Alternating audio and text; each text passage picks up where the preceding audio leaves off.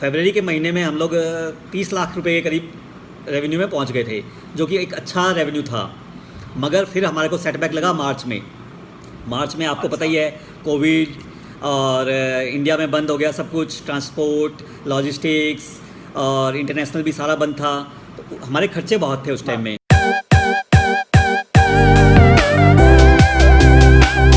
Hi Anil, welcome to Tech with MK. First of all, thank you for your time. And second, I would like you to introduce yourself so that the audience knows you very well. Yeah, thank you, man. Thank you for inviting me. It's my great pleasure coming here and talking with you. I am telling about myself. I am doing this cross-border business from last 18 years. 18 साल हो गए मेरे को ये business करते हुए. And my main forte here is to bring the foreign products from different country and doing the distribution all over India. और 2018 में हम लोगों को कांटेक्ट किया था पेटीएम ने, जहाँ पे उनको फॉरेन सप्लाई चाहिए थी, जिसमें हमने मेयरली एक छोटी सी क्वांटिटी से स्टार्ट किया था 500 यूनिट से। 6 महीने के अंदर अंदर हम लोग वहाँ पे 500,000 प्रोडक्ट्स बेचने लग गए थे। Being just importing the products and distributing and coming in the technology company and supplying them, that's also a big exposure for us. There only we come up with the idea of startup. वहीं से हम लोगों को पता चला कि कितनी मुश्किलें हैं, कैसे प्रोडक्ट आता है, इंडिया की सप्लाई कितनी है। तो आप बेसिकली करते क्या हो, जो मुझे समझ आया, आप इंपोर्ट करते हो प्रोडक्ट्स, उसके अलावा वो डिस्ट्रीब्यूशन जो चैनल है आप वो कंट्रोल करते हो, सो दैट वो डिस्ट्रीब्यूट हो सके all over the India, right? या राइट। तो उससे आप टेक्नोलॉजी के अंदर कैसे आए? मतलब टेक में आपने क्या स्टार्ट किया है अभी लेटेस्ट? और जो आप बैकग्राउंड बता रहे हो वो कम्प्लीटली प्रॉपर बिजनेस है, मतलब मेरे तो ऊपर से निकल जाएगा वो बिजनेस जो आप कर रहे हो करंटली। बहुत सारे चैलेंजेस होंगे, सब कुछ होगा, लेकिन उसमें आप टेक्नोलॉजी से कैसे हेल्प लिया आपने और आपने क्या किया अभी लेटली उसमें? टेक्नोलॉजी बाद में आई, पहले आई प्रॉब्लम आई तो हम लोगों ने सोचा कि इतना बड़ा जो गैप है ये क्यों है। हम लोगों ने ट्रैवल किया काफ़ी, जापान गए, कोरिया, ताइवान, और काफ़ी ई कॉमर्स प्लेयर से मिले, ब्रांड से मिले, मैन्युफैक्चरर से मिले। जैसा कि मयंक आप जानते हैं, इंडिया बहुत बड़ी मार्केट है, बिलियंस की मार्केट है, हर एक ब्रांड इंडिया में आना चाहता है। तो हमारी कॉन्फ्रेंस हुई, उस कॉन्फ्रेंस में करीबन 200-300 बड़े बड़े एंटरप्रेन्योर्स होते थे जो कि इंडिया में आने के लिए प्रॉब्लम्स को पूछते थे। तो वहाँ से स्टार्ट हुआ। तो हमने बोला कि अगर इतने सारे लोगों को इंडिया लेके आना है और इतने सारे प्रोडक्ट्स को हाईलाइट करना है तो मैनुअली नहीं कर सकते, हम जो पुराने तरीके से करते हैं वैसे नहीं कर सकते। फिर हम लोगों ने काफ़ी डीप स्टडी करी, उनसे सजेशंस लिए और दिखा, पायलट प्रोजेक्ट्स करके देखा। तब हमारे को समझ में आया कि सारा सामान हम दुनिया का इंडिया में नहीं ला सकते हैं। हम कुछ इंडिया में पूरा ला सकते हैं तो उनकी कैटलॉग को लेके आ सकते हैं। अब उनकी पूरी कैटलॉग को लेके आना है और मिलियंस और बिलियंस ऑफ लोगों को दिखाना है, तो वो टेक्नोलॉजी के साथ ही हो सकता है। और उन दिनों पता चला कि टेक्नोलॉजी कितनी पावरफुल है, कितना बड़ा इम्पैक्ट डाल सकती है पूरी सोसाइटी के लिए। तभी हम लोगों ने थोड़ा स्टार्ट किया टेक्नोलॉजी को बिल्ड करना। पहले कैटलॉगिंग करना, कैटलॉगिंग के बाद प्राइसिंग करना, प्राइसिंग के बाद में उसको थोड़ा और रोबस्ट किया कि ट्रांजैक्शंस दिख जाएं उसके अंदर, फिर उसके बाद प्लेटफॉर्म इंटीग्रेट हो जाएं। करते करते with after all roller and coasters, today we are here where we are almost done. So आपकी जो स्टार्टअप है उसका नाम क्या है? हमारे स्टार्टअप का नाम है एंसोलॉजिक कॉमर्स। और कितना टाइम हो गया आपको ये टेक्नोलॉजी के साथ अपना ये बिजनेस चलाते हुए? 2018 अक्टूबर में, दिवाली में, we come up with the idea of this startup, and after all the study and after all this suggestions, feedback, validations, 2019 जनवरी में हमने कंपनी रजिस्टर्ड की, जिसके बाद हमने टेक बनाना स्टार्ट किया। और अगस्त 2019 में हम लोगों ने ट्रांजैक्शन बहुत छोटी यूनिट से स्टार्ट कर दिया था। तो 2000 मतलब कुछ 8 महीनों के अंदर आप लोगों ने कंपनी रजिस्टर करने के बाद प्रोजेक्ट जो है वो एग्जीक्यूट करके मार्केट में डाल दिया। दैट इज अमेजिंग यार। तो आप since you are not from the technology background, तो ये टेक के अंदर आपको इतना सारा कुछ करने में हेल्प कैसे मिली? मतलब आपको खुद को आइडिया मिल गया था या रिसर्च करी आपने, या आगे आप कैसे बढ़े इसके अंदर? जैसे कि मैंने बताया आपको कि जब पेटीएम में काम स्टार्ट किया था हम लोगों ने as a e commerce supplier, at that time we come in contact with many of the technology players, क्योंकि हमारा ऑर्डर साइज़ बहुत बड़ा होता था। तो उस टाइम में टेक्नोलॉजी में प्रॉब्लम आ जाती थी काफ़ी। तो रात को बैठ के हम लोग सॉल्व करते थे, पूरा मतलब 24/7 we use to do work. तो उस टाइम में बात होती थी टेक्नोलॉजी कैसे काम करती है, ये 10,000 ऑर्डर्स कैसे निकलते हैं, कैसे सिंक होते हैं, कैसे अलग अलग होते हैं, कैसे डिलीवरी पार्टनर्स को जाते हैं। तब काफ़ी लोगों से कांटेक्ट हुआ, काफ़ी टेक्नोलॉजी के लोग मिले, और फिर इन आँखों ने उसको ढूंढना स्टार्ट कर दिया जो कि इसको बिल्ड करेंगे। और मेरे को सौभाग्यवान रहा मैं कि मेरे को वो लोग मिल गए जिनके साथ मिलके मैंने ये टेक डेवलप किया। दैट इज अमेजिंग यार, मतलब आपको एक वो राइट पार्टनर मिलना बहुत बड़ी चीज होती है। बहुत बड़ी चीज़ और होती वो है। मिल और गया, आपने सर्च किया, दैट इज अमेजिंग, बहुत बढ़िया।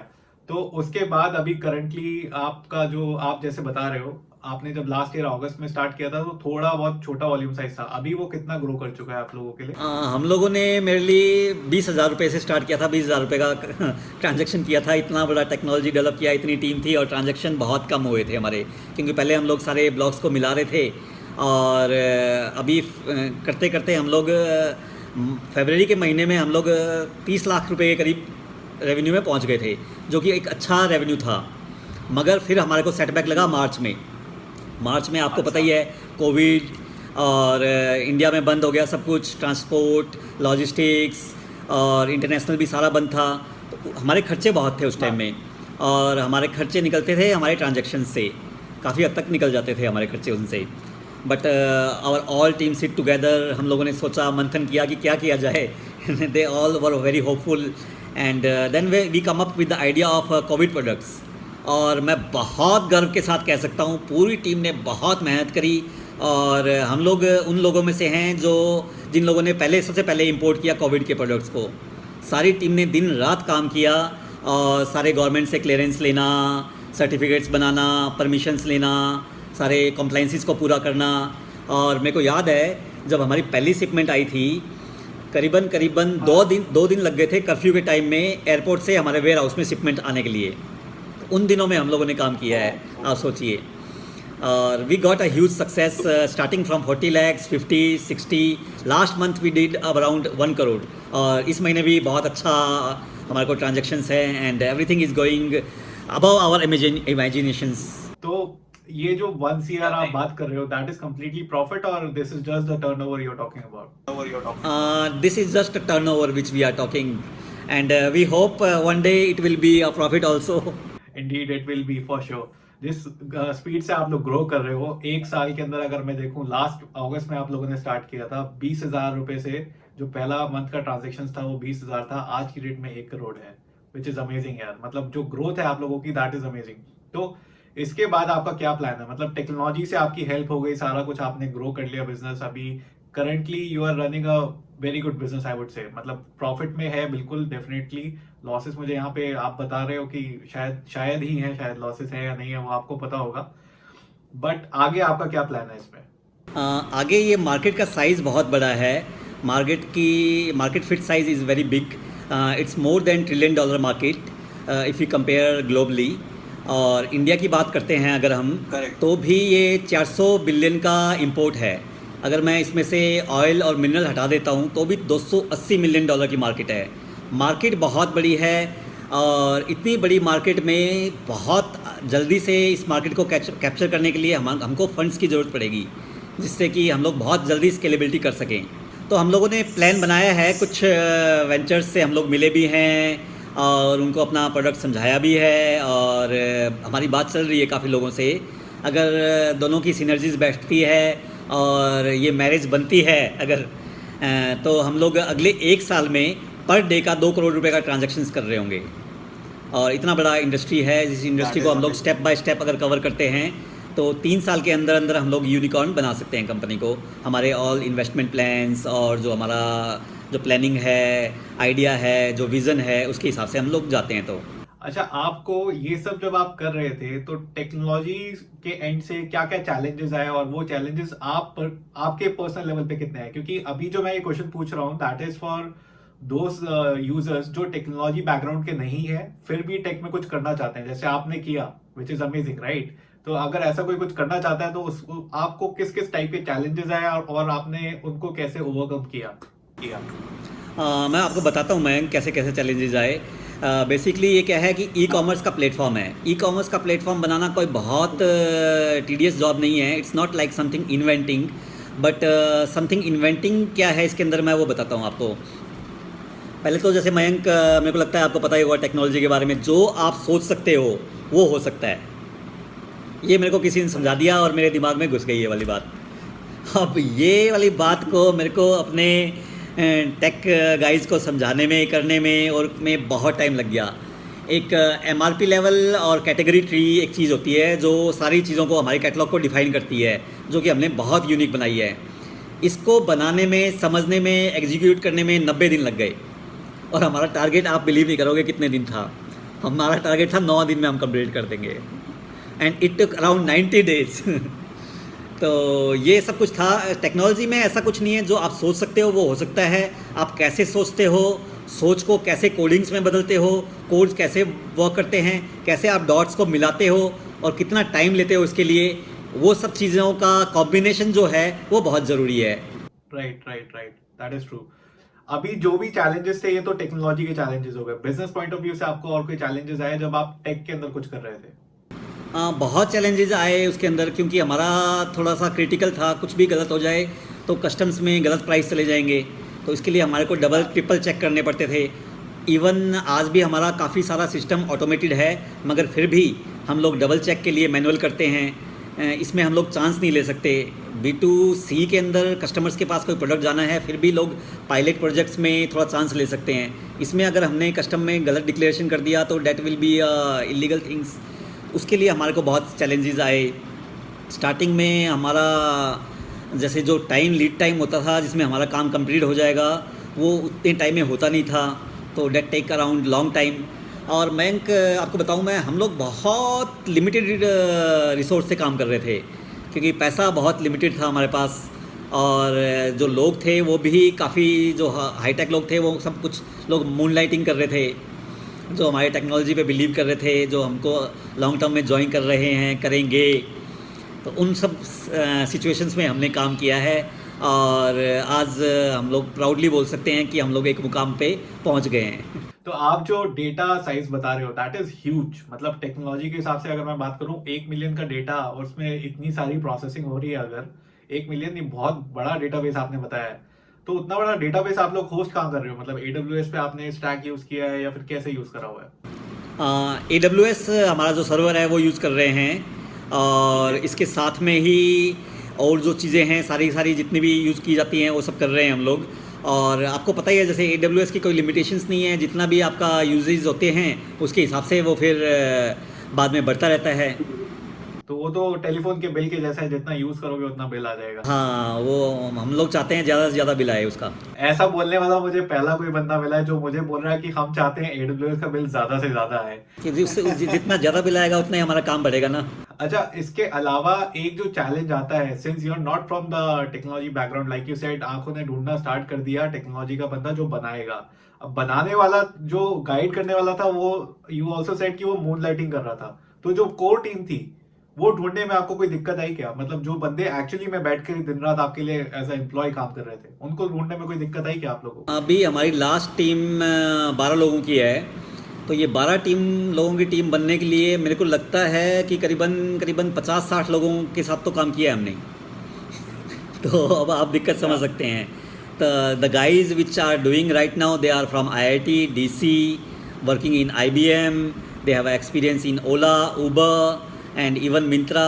तो यही एक क्रेज़ है, यही एक कॉन्फिडेंस है पूरी टीम का, जो कि हमको यहाँ तक लेके आया है। उनका बिलीव है, जो हम लोग सोच रहे हैं कि इट्स गोइंग टुवर्ड सक्सेस। तो आपका जो प्रीवियस एक्सपीरियंस था बिजनेस का, वो इसमें काफी हद तक काम आया आपको, या फिर आपको लगता है कि कोई भी नया बंदा इसके अंदर आता और वो ये चीज कर सकता था? मेरा को-फाउंडर है Madhukar, he is from IIT IIM। उससे हमारा काफ़ी डिस्कशन होता है। तो देन व्हाट ही सेज कि कोई और आदमी आता है with all this complete educational knowledge, उसको थोड़ा टाइम लग जाएगा, 1.5 साल 2 साल प्रोडक्ट को समझने में लग जाएगा, जो टाइम हम लोग सेव कर सकते हैं। इसके अंदर काफ़ी चीज़ें हैं जो मार्केट में अगर हम लोग एजुकेटेड एक्सपर्ट्स की ओपिनियन लेते हैं तो वो उनसे थोड़े फ़र्क है। That all come from the experience, तो डेफिनेटली दैट विल हेल्प। तो अगर मान लीजिए कोई XYZ बंदा है, उसको कोई, वो करंटली अपना जो काम है मैनुअली पुराने तरीके से करता आया है, उसको आप सजेस्ट करोगे कि अगर वो टेक्नोलॉजी की तरफ देखना चाहता है तो वो देखे या नहीं देखे? आपका क्या सजेशन होगा आपके एक्सपीरियंस के बेसिस पे? डेफिनेटली देखे, क्योंकि दुनिया बदल रही है, और जिसको भी मैं बोलूँगा उनको खुद को पता है कि कितनी चीज़ें बदल गई हैं। अब पुराने मतलब कि पहले बड़े डेस्कटॉप होते थे, लैपटॉप आए, अब मोबाइल फ़ोन्स में काम हो रहे हैं, और पहले हार्ड डिस्क होती थी, अब क्लाउड में है। और गूगल शीट्स में जो लोग काम करते हैं उनका सारा बिजनेस ऑटोमेट हो गया है, attendance and everything is done by this even simple software which we call Google sheet. तो टेक्नोलॉजी में डेफिनेटली आएँ, थोड़ा थोड़ा करके आएँ, जितना समझ में आता है और जितना उनको फ़ायदा होता जाता है उतना अपना एक्सपेंड करें।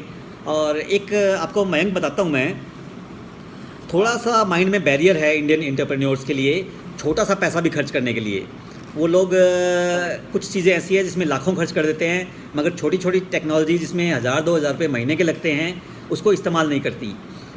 आज भी मैं अगर आपको बताऊं, millions of Indian big billion entrepreneurs are there who even don't use their email address with their name, company name. They don't understand what impact they will give. तो ये एक बहुत छोटा एग्जाम्पल है।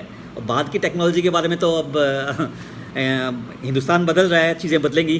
तो ये जो मेक इन इंडिया अभी चल रहा है उसकी वजह से कोई आपको लगता है कि आपके बिजनेस पे कोई इम्पैक्ट आएगा, since you are importing only, और जो मेक इन इंडिया है that is for manufacturing inside India itself? इसके लिए मेक इन इंडिया का हमारे को जितना भी है बेनिफिट है, क्योंकि हमारा मेन जो हमने काम स्टार्ट किया था वो काम स्टार्ट किया था हम लोग स्टार्ट करेंगे एक्सपोर्ट के हिसाब से।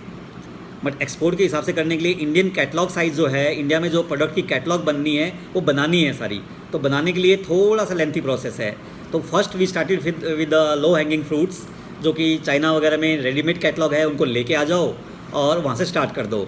एंड जो एक्सपोर्ट इंडिया से जो स्टार्ट होगा वो एक बहुत बड़ी चीज़ होगी। इसलिए मेक इन इंडिया का फ़ायदा ही होगा। Government is supporting for the startups, government is supporting for all this new developments. Mayank, I'll tell you about many people ask me ki what are the keys to the success and how you are going to achieve that, and what are the key ingredients and what are your thought process.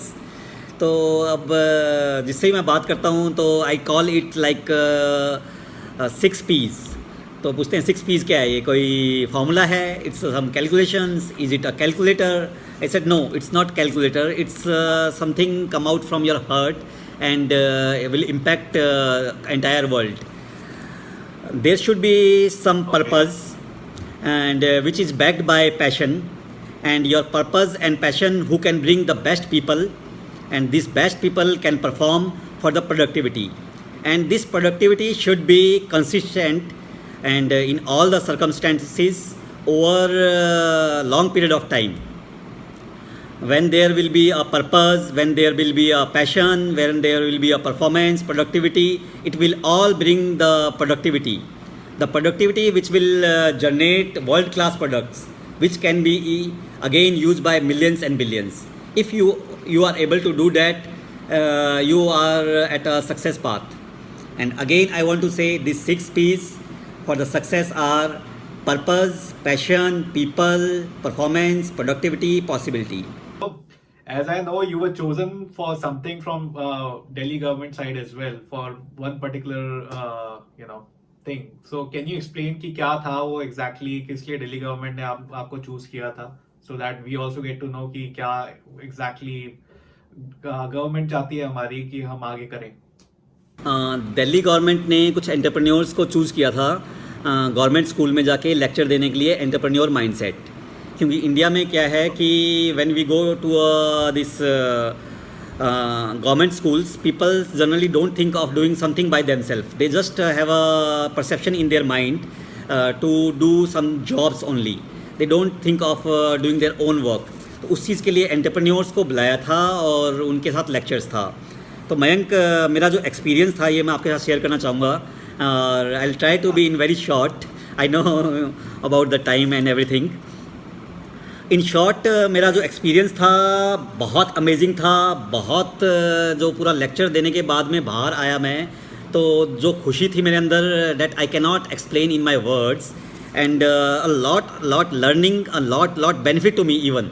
मैंने वहाँ पे examples दिए, वो हाथी के पैर को जंजीर से बांध के रखते हैं, this that many things, and when the things came in front of me, I relate with me. किसी को बोलना बहुत आसान है, but when you told somebody, then that same thing come in front of you, you get the solutions. तो that was a amazing experience. I gone there as a karma, but that again help me to build everything, and that's one of the best experience I have ever had. And the results came. I was invited only for one class, and I gone for more than 10 classes. And the excitement in the eyes of that kids, and the developments which they want to do, and their thought process and everything, that all is an amazing experience, and the best something best happened in my life. तो उन बच्चों ने कुछ अपने experiences भी share कर रहे थे या कुछ क्वेश्चंस पूछे थे कि वो कैसे कुछ कर सकते हैं लाइफ के अंदर? बहुत अमेजिंग था. कुछ तो ऐसे लोग थे जिन लोगों ने एग्जांपल दिया कि हम लोग अपनी लाइफ में क्या कर सकते हैं. मैंने बोला, जो चीज़ तुम्हें समझ में आती है, जो तुम्हारा फ़न है, जिसको करने में तुम्हें मज़ा आता है, जो तुम्हें समझ में आती है, वो तुम करो. Either it can be making a T, आप चाय बनाने का काम स्टार्ट कर दो, that can go world wide. और ये तो अभी एग्जांपल भी है चायवाला.com. और ऐसे ही आप अगर ड्रेस बनाने में सक्षम हैं तो ड्रेस बनाइए. आप सॉफ्टवेयर बनाने में अगर आपके इच्छुक हैं तो वो करिए. आप जो भी जिस चीज़ में आपको मज़ा आए, जिस चीज़ की आपको टीम मिले, जिस चीज़ का आपको हुनर मिले, वो आप काम करिए. तो बहुत क्वेश्चंस होते थे मयंक, कॉमन क्वेश्चंस थे सबके. हमको पैसा कैसे मिलेगा, हम फेल हो गए तो क्या करेंगे, दोबारा कैसे स्टार्ट करें, एक्सपीरियंस कैसे मिलेगा.